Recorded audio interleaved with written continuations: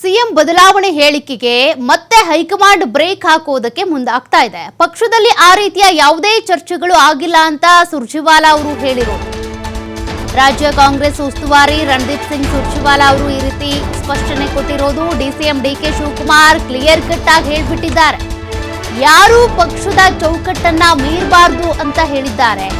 ಕೆಲವರು ತಮ್ಮ ಭಾವನೆ ತಿಳಿಸುವಾಗ ವ್ಯಕ್ತಪಡಿಸುವಾಗ ಚೌಕಟ್ಟು ಮೀರಿದ್ದಾರೆ.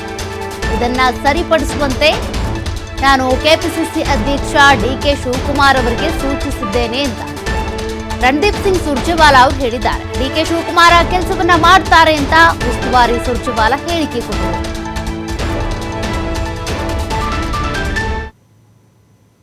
Dissent in the party. Our PCC president, who also happens to be Deputy Chief Minister, Mr. D.K. Shivakumar, is fully authorized to ensure that everybody toes the party line and does not speak beyond their briefs. Some people get excited either on account of their emotions or otherwise and make statements which are beyond the remit and realm of party's discipline.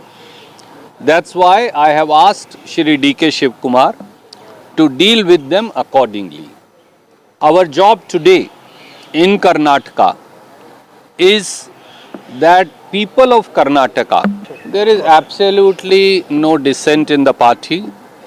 Our PCC president details ಕೊಡ್ತಾರೆ ಪ್ರತಿನಿಧಿ ಶಿವಕುಮಾರ್. ಶಿವು, ಇಲ್ಲಿ some people ಈ ರೀತಿಯಾಗಿ ಹೇಳಿದ್ದಾರೆ ಅಂದ್ರೆ ಯಾರು? CM ಹೇಳಿಕೆ ಕೊಟ್ಟಿರೋದು ಇನ್ನೂ 2.5 ವರ್ಷ ನಾನೇ ಸಿಎಂ ಆಗಿರ್ತೀನಿ ಅಂತ.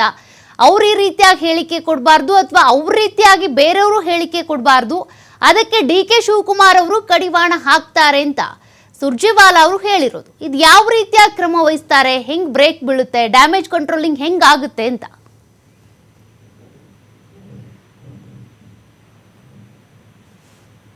ಈಗಾಗಲೇ ಶಾಸಕರು ಕೂಡ ಸಿಎಂ ಬದಲಾವಣೆಯ ಬಗ್ಗೆ ಹೇಳಿಕೆಗಳನ್ನ ಕೊಡ್ತಾ ಇದ್ದಾರೆ. ಎಲ್ಲಾ ಶಿವರಾಮೇಗೌಡರು ಕೂಡ ಬಹಿರಂಗವಾಗಿ ಹೇಳಿಕೆಯನ್ನ ಕೊಟ್ಟಿದ್ರು. ಕುಣಿಗಲ್ ಶಾಸಕ ರಂಗನಾಥ್ ಅವರು ಕೂಡ ಬಹಿರಂಗ ಹೇಳಿಕೆಯನ್ನ ಕೊಟ್ಟರು. ಬಹಿರಂಗ ಹೇಳಿಕೆಯನ್ನ ಕೊಟ್ಟ ನಂತರ ಡಿ.ಕೆ. ಶಿವಕುಮಾರ್ ಇದೆ ಅಷ್ಟೇ, ನಾವು ಈ ರೀತಿಯಾಗಿ ಹೇಳಿಕೆಗಳನ್ನ ಕೊಡೋದಕ್ಕೆ ಬಿಡೋದಿಲ್ಲ, ಎಲ್ಲರಿಗೂ ಕೂಡ ನಾವು ಕಟ್ಟುನಿಟ್ಟಿನ ಕ್ರಮವನ್ನ ಕೈಗೊಳ್ತೇವೆ ಅಂತೇಳಿ ಕೆಪಿಸಿಸಿ ಮೂಲಕ ನೋಟಿಸ್ ಅನ್ನು ಕೂಡ ಇಶ್ಯೂ ಮಾಡಿದ್ರು. 1 ವಾರದೊಳಗೆ ನೀವು ನಿಮ್ಮ ಕೊಟ್ಟಿರುವಂತಹ ಹೇಳಿಕೆಯ ಬಗ್ಗೆ ವಿವರಣೆಯನ್ನ ಕೊಡ್ಬೇಕು, ಕ್ಲಾರಿಟಿಯನ್ನ ಕೊಡ್ಬೇಕು ಅಂತೇಳಿ. ಸೊ ಅದಾದ ನಂತರ ಮುಖ್ಯಮಂತ್ರಿಗಳು ಕೂಡ ಮೈಸೂರಿನಲ್ಲಿ ನಾನೇ ಉಳಿದಿರುವಂತ ಅವಧಿಗೆ ನಾನೇ ಮುಖ್ಯಮಂತ್ರಿಯಾಗಿ ಇರ್ತೇನೆ ಅಂತೇಳಿ ಅಧಿಕೃತವಾಗಿ ಹೇಳಿಕೆಯನ್ನ ಕೊಟ್ಟಿದ್ದಾರೆ. ಸೊ ಹೇಳಿಕೆಯನ್ನ ಕೊಟ್ಟ ನಂತರ ಎಲ್ಲದಕ್ಕೂ ಕೂಡ ಬ್ರೇಕ್ ಬಿದ್ದ ಹಾಗೇನೆ. ಯಾಕಂದ್ರೆ ಹಿಂದೆ ದೆಹಲಿಗೆ ತೆರಳದಂತ ಸಂದರ್ಭದಲ್ಲೂ ಕೂಡ 5 ವರ್ಷ ನಾನೇ ಮುಖ್ಯಮಂತ್ರಿ ಆಗಿರ್ತೇನೆ ಅಂತೇಳಿ ಸಿದ್ದರಾಮಯ್ಯ ಅವರು ಅವತ್ತು ಕೂಡ ಹೇಳಿದ್ರು. ಅದಾದ ನಂತರ ಎಲ್ಲರೂ ಕೂಡ ಸೈಲೆಂಟ್ ಆಗಿದ್ರು, ಯಾರು ಕೂಡ ಅದರ ಬಗ್ಗೆ ಹೇಳಿಕೆಗಳನ್ನ ಕೊಡ್ತಾ ಇರಲಿಲ್ಲ. ಆದ್ರೆ ಇದೀಗ ಕಳೆದ 2-3 ದಿನಗಳಿಂದ ಮತ್ತೆ ಶಾಸಕರು ಹೇಳಿಕೆಗಳ ಮೇಲೆ ಹೇಳಿಕೆಗಳನ್ನ ಕೊಡೋದಕ್ಕೆ ಶುರುವಾಗಿದ್ದಾರೆ. ಜೊತೆಗೆ ನವೆಂಬರ್ ಹತ್ರ ಬರ್ತಾ ಇರೋದ್ರಿಂದ ನವೆಂಬರ್ನಲ್ಲಿ ಕ್ರಾಂತಿ ಆಗತ್ತೆ ಅನ್ನುವಂತಹ ಚರ್ಚೆಗಳು ಈಗ ಶುರುವಾಗಿದೆ. ಸೊ ಆ ಕಾರಣಕ್ಕೆ ಪಕ್ಷ ಮತ್ತೆ ಸರ್ಕಾರಕ್ಕೆ ಇದು ಮುಜುಗರ. ಶಾಸಕರೇ ಈ ರೀತಿಯಾಗಿ ಹೇಳಿಕೆಗಳನ್ನ ಕೊಡ್ತಾ ಹೋದ್ರೆ ಪ್ರತಿಪಕ್ಷಗಳು ಮತ್ತಷ್ಟು ಇದನ್ನ ವೈಭವೀಕರಿಸುತ್ತೆ. ಪ್ರತಿಪಕ್ಷ ನಾಯಕ ಅಶೋಕ್ ಅವರು ಕೂಡ ಕ್ರಾಂತಿ ಆಗತ್ತೆ ಅಂತೇಳಿ ಮತ್ತೆ ಅವರು ಹೇಳಿಕೆಗಳನ್ನ ಕೊಡ್ತಾ ಇದ್ದಾರೆ. ಅಂದ್ರೆ ಈ ರೀತಿಯಾದಂತಹ ಹೇಳಿಕೆಗಳನ್ನ ಕೊಡ್ತಾ ಹೋದ್ರೆ ಸರ್ಕಾರ ಮತ್ತೆ ಪಕ್ಷದ ಮೇಲೂ ಕೂಡ ಇದು ಪರಿಣಾಮವನ್ನ ಬೀರುತ್ತೆ. ಹಾಗೆ ಜನಸಾಮಾನ್ಯರ ಮೇಲೂ ಕೂಡ ಬೇರೆ ರೀತಿಯಾದಂತಹ ಸಂದೇಶ ರವಾನೆ ಆಗತ್ತೆ. ಆ ಕಾರಣಕ್ಕೆ ಈಗ ಅದಕ್ಕೆ ಕಡಿವಾಣವನ್ನ ಹಾಕ್ಬೇಕು ಅಂತೇಳಿ ಹೈಕಮಾಂಡ್ ಕೂಡ ಸೂಚನೆಯನ್ನ ಕೊಟ್ಟಿದೆ. ಇದೀಗ ರಾಜ್ಯ ಉಸ್ತುವಾರಿ ರಣದೀಪ್ ಸಿಂಗ್ ಸುರ್ಜೇವಾಲಾ ಅವರು ಕೂಡ ಬೆಂಗಳೂರಿಗೆ ಆಗಮಿಸಿದ್ದಾರೆ. ಪುಲಕೇಶಿ ನಗರದಲ್ಲಿ ಅಭಿಯಾನದಲ್ಲಿ ಭಾಗಿಯಾಗಿದ್ದಾರೆ.